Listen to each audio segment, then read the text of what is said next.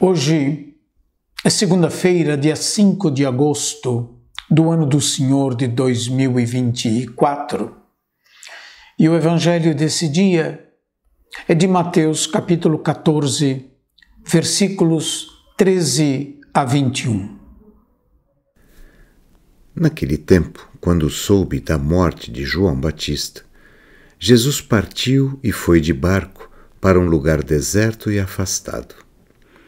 Mas quando as multidões souberam disso, saíram das cidades e o seguiram a pé. Ao sair da barca, Jesus viu uma grande multidão. Encheu-se de compaixão por eles e curou os que estavam doentes. Ao entardecer, os discípulos aproximaram-se de Jesus e disseram: "Esse lugar é deserto e a hora já está adiantada. Despede as multidões para que possam ir aos povoados comprar comida." Jesus, porém, lhes disse: "Eles não precisam ir embora. Dai-lhes vós mesmos de comer." Os discípulos responderam: "Só temos aqui 5 pães e 2 peixes." Jesus disse: "Trazei-os aqui." Jesus mandou que as multidões se sentassem na grama. Então, pegou os 5 pães e os 2 peixes, ergueu os olhos para o céu e pronunciou a bênção. Em seguida, partiu os pães e os deu aos discípulos. Os discípulos os distribuíram às multidões. Todos comeram e ficaram satisfeitos, e dos pedaços que sobraram, recolheram ainda 12 cestos cheios. E os que haviam comido eram mais ou menos 5.000 homens, sem contar mulheres e crianças. De Nazaré, Jesus volta para as margens do mar da Galileia. Mas quando soube da morte do amigo, João Batista, como nós comentamos no dia de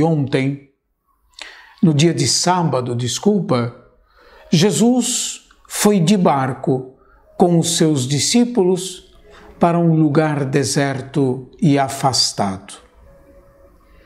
Essa observação é importante, porque a notícia da morte de João, Jesus toma distância das muitas atividades. Talvez podemos conjecturar a notícia da morte de João Batista por Herodes tenha exigido de Jesus repensar a estratégia e o modo de realizar a sua missão. Comentando esse trecho do Evangelho, o cardeal Martini escreve, abram aspas, "Chegará o tempo em que Jesus afrontará o perigo, mas agora é o momento para a prudência, a qual não se opõe à coragem. Há um tempo para cada coisa. Jesus está profundamente entristecido pela morte do seu amigo e talvez intua no destino de João o seu próprio destino pessoal. Quer também um momento de tranquilidade para confortar os discípulos, que também intuem que os seguidores do Messias sofrerão contrariedades." Fechem aspas. Ainda que o texto não o diga explicitamente, nós podemos considerar que a escolha de um lugar deserto e afastado era para rezar e buscar compreender melhor os acontecimentos e discernir de como dar continuidade à sua missão. Como nós precisamos tomar distância para compreender melhor os acontecimentos, é necessário tomar distância para poder compreender e interpretar corretamente o que nós sentimos e as diferentes moções que muitas vezes agitam o nosso interior. Tomar distância é um ato de sabedoria. Mas as multidões, retomemos o nosso texto, as multidões interrompem esse espaço de distanciamento, de distância que Jesus tanto quisera. Procuravam incansavelmente Jesus, precisavam dele, da sua presença e da sua palavra iluminadora e inspiradora. Jesus não se furta receber quem quer que o procure. Ele se deixa encontrar e ele se dispõe a encontrar as pessoas. Já ao sair da barca, Jesus vê a multidão. Esse olhar que penetra o mais íntimo do coração do ser humano e as situações em que ele está inserido, desperta em Jesus compaixão. Toca nas entranhas do Senhor, provocando sair dele uma força vital que cura todos dos seus males. Diz o nosso texto de hoje, Jesus encheu-se de compaixão por eles e curou os que estavam doentes. A cura é a consequência da compaixão que remove as entranhas do Senhor. A compaixão é um sentimento divino que leva Jesus a socorrer as pessoas em suas necessidades. Aqui há um dado importante da missão de Jesus: curar as pessoas dos seus males. Aqui nada tem a ver com taumaturgia e nem com um ser milagreiro de Jesus. Há tantos males que atormentam a vida das pessoas. A presença de Cristo, a sua palavra, o seu toque no coração do ser humano é o que cura e liberta de todos os males.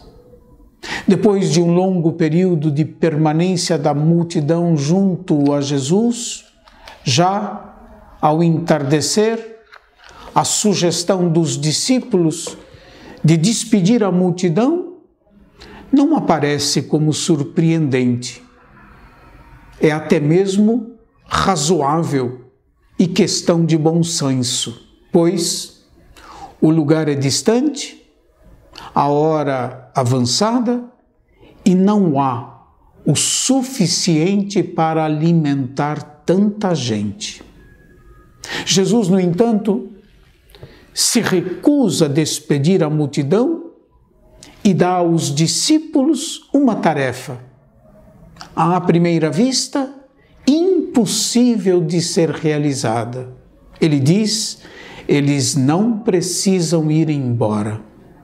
Dai-lhes vós mesmos de comer.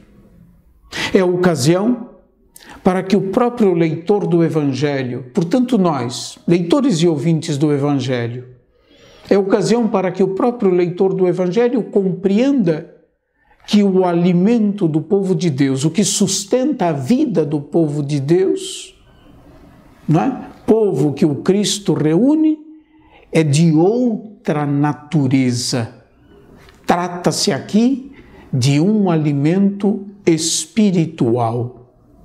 O texto da multiplicação dos pães tem uma forte conotação eucarística. Jesus pegou os 5 pães e os 2 peixes, ergueu os olhos para o céu e pronunciou a bênção. Em seguida, partiu os pães e os deu aos discípulos. Os discípulos os distribuíram às multidões. Todos comeram e ficaram saciados. Todos comeram, todos ficaram satisfeitos. Ninguém foi excluído desse alimento celeste que nutre a vida enquanto nós somos peregrinos neste mundo. A existência terrena e a vida do Senhor entregue para a salvação de todos é o alimento espiritual que sustenta o povo de Deus em marcha. Em João, capítulo 6, versículo 51, nós podemos ler: o pão que eu darei é a minha carne para a vida do mundo. O termo grego sarx, carne, é a existência terrena de Jesus. O alimento material remete ao alimento espiritual. Esse é o alimento que sustenta abundantemente a todos os que procuram o Senhor. Não se compra esse alimento, não se compra nem se vende. É dado gratuitamente para a vida do mundo. Ao comprar, do versículo 15, despede as multidões para comprarem comida, Jesus apresenta o dar de comer. Dai-lhes vós mesmos de comer, como meio de manter a multidão junto a eles. Todos precisam comer, mesmo os que não podem comprar. Diz o profeta Isaías, no capítulo 55, versículo 1: todos que tendes sede, vinde à água. Vós, os que não tendes dinheiro, vinde, comprai e comei. Comprai sem dinheiro e sem pagar vinho e leite. O verdadeiro alimento da nossa existência é dado, é dom de Deus, não se compra nem se barganha. Deus abençoe a todos e até amanhã, se Deus quiser.